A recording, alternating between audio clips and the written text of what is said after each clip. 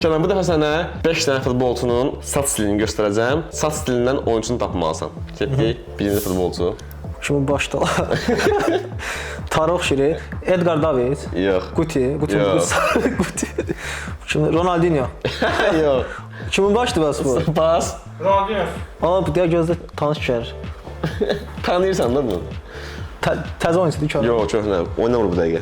Oynamır. Kim ola bilər bu? Ne bileyim Pas. pas. Droga. Ha Drogba bunun başında. Ronaldo. Necə?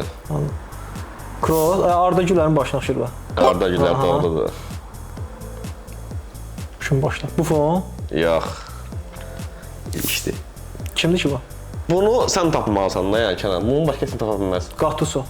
Maldini. Yox. Buffon değil, Maldini değil. Kimdir bu? Milanda oynayır. Oynuyor. Hə.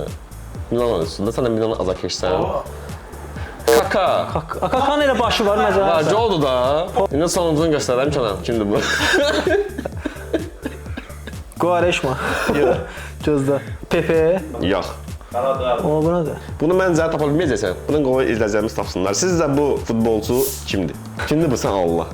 Tapın gör.